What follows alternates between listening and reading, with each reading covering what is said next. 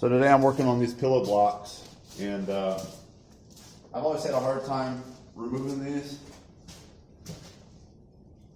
And I've never had any luck with the cast. Torques don't really like cast.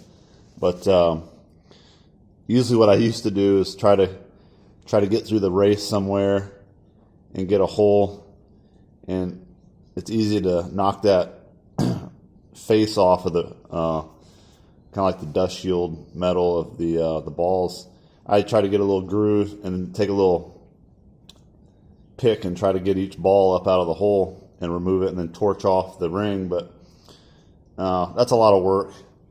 So today what I did is decided I'm going to try something different, and I got that cheap puller from Harbor Freight. So what I did is I came in and drilled. You got to watch because of the grease zerk, and right here this housing sticks out and I can't rotate it because of the bolts through the metal. Just the situation. But so what I did is came in.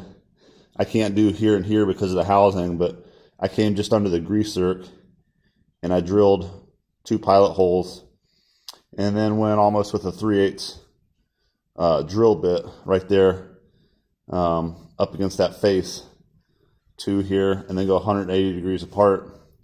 And you always got to watch because of the zerk there. You can't do nothing there. So just go below or above it and then come 180 and then do 2 holes right at the face there.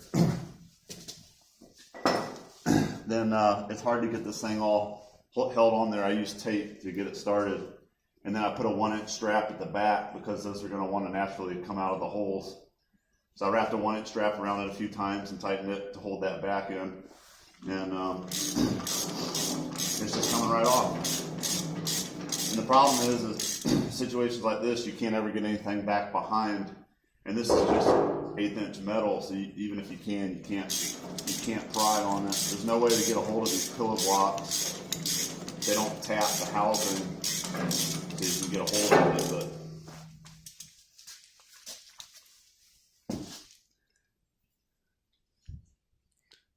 that right there is how I. So I'll take it all off and show.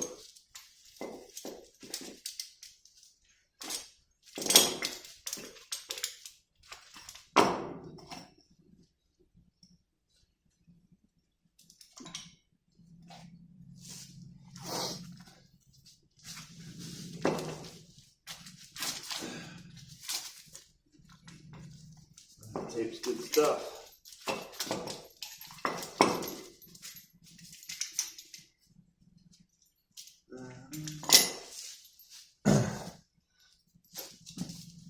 So you want to end up with 2 holes, and I don't know, I went like a 1/4 inch deep. And what that is you get the puller with the ends like this, and drill those 2 holes right there, and you let those 2 arms right there go right in there.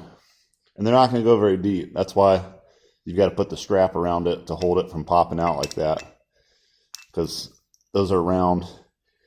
And like this situation with the sheet metal housing, you can't drill it square, so that you're drilling a tapered hole working against you, so it's going to naturally want to pop out. So you've got to get that strap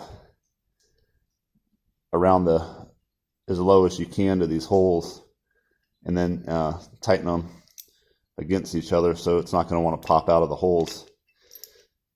Do that, and then this side I drilled almost to the other side. But this was 100 times better than the torch. The torch is, you got all the fumes, and usually I don't hit the shaft, but on the other side I nick the shaft a little bit.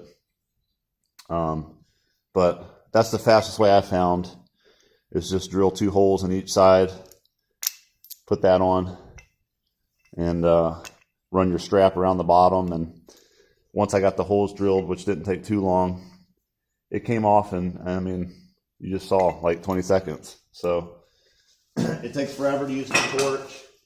You burn your paint. You got the fumes. You can damage the shaft. It takes forever. So